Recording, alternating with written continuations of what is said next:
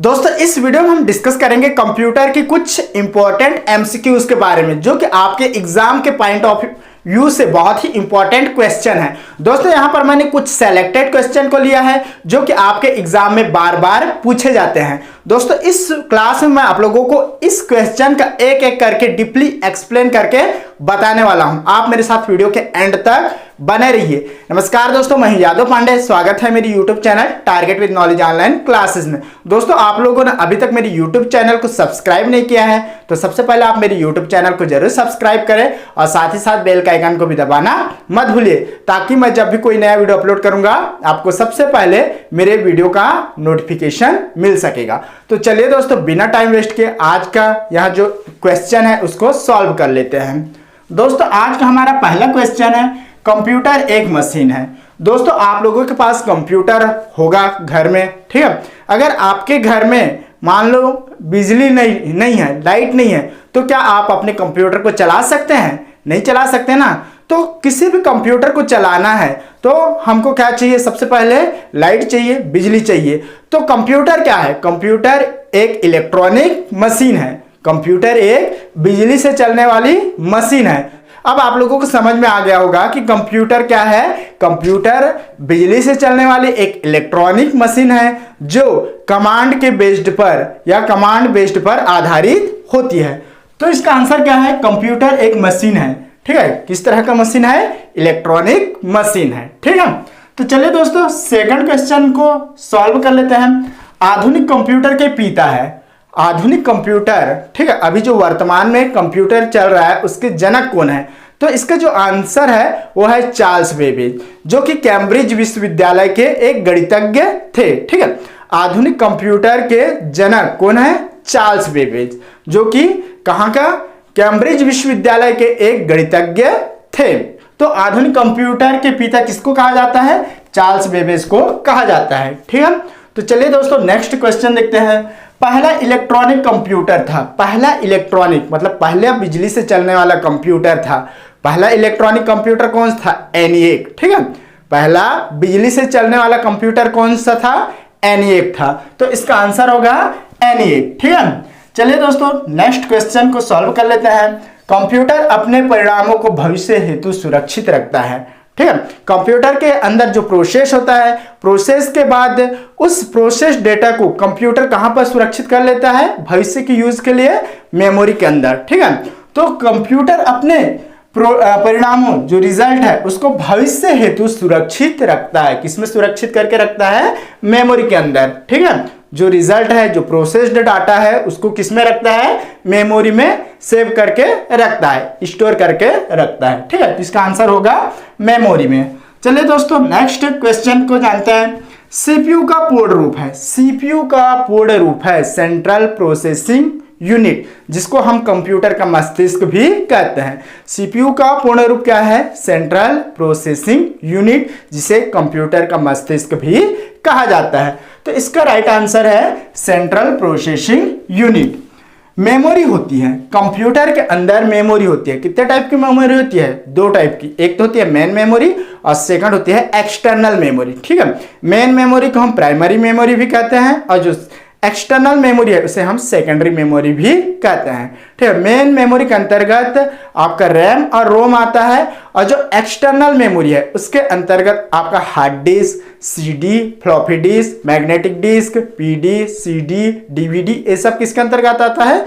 Secondary memory के अंतर्गत आता है। तो कंप्यूटर में कितने प्रकार की मेमोरी होती है? दो प्रकार की होती है। एक मेन मेमोरी, सेकेंडरी मेमोरी, ठीक है। प्राइमरी मेमोरी और सेकेंडरी मेमोरी। अब बात करते हैं प्राइमरी मेमोरी होती है। प्राइमरी मेमोरी होती है तीन प्रकार की। जो प्राइमरी मेमोरी होती है वो कितने प्रकार की होती है? तीन प्रकार की। अब तीन प्रकार के कौन कौन से मेमोरी है?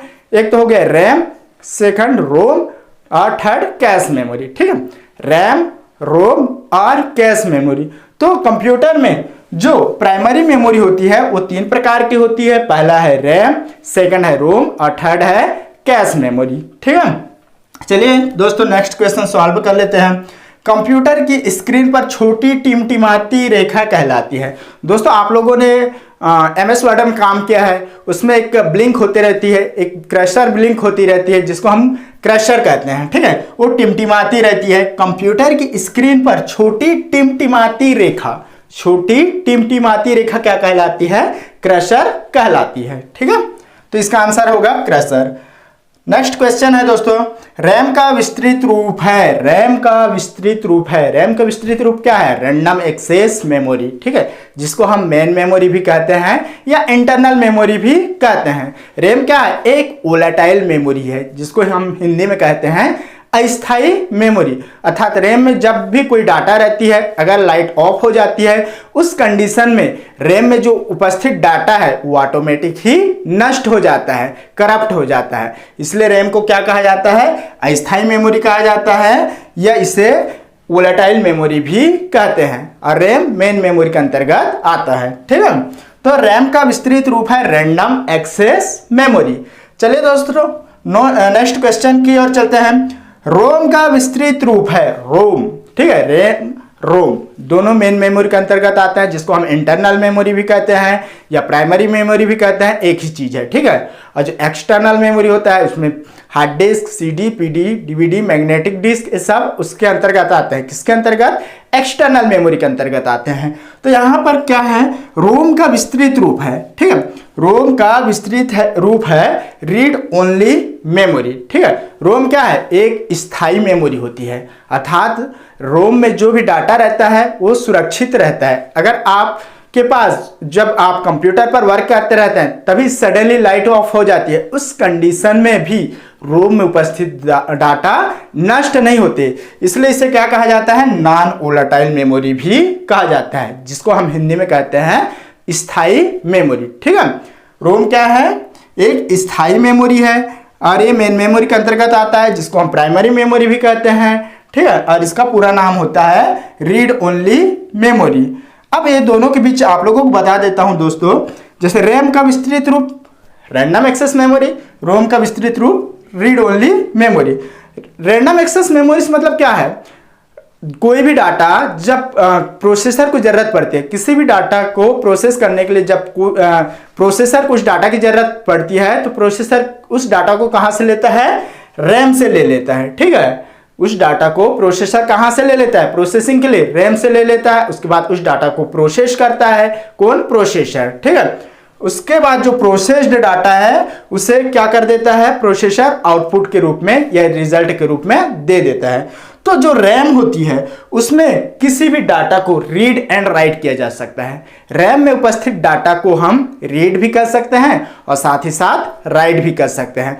बट जो रोम है, ठीक है, जो रोम है रीड ओनली मेमोरी, इसमें डाटा तो स्थायी रूप से बना रहता है बट इसको हम केवल पढ़ सकते हैं, उसमें केवल हम उसको रीड कर सकते हैं, उसमें किसी भी प्रकार का राइट नहीं कर सकते। इसलिए इस मेमोरी को क्या कहा जाता है? Read only memory. ऐसा मेमोरी जिसे हम केवल पढ़ सकते हैं वो क्या कहलाता है? रीड ओनली मेमोरी, अर्थात रोम कहलाता है। और ये दोनों मदरबोर्ड के अंदर होते हैं। रैम क्या होती है? एक सिलिकॉन की चिप होती है और ये जो रोम होता है वो छोटे छोटे सर्किट से मिलकर बना होता है।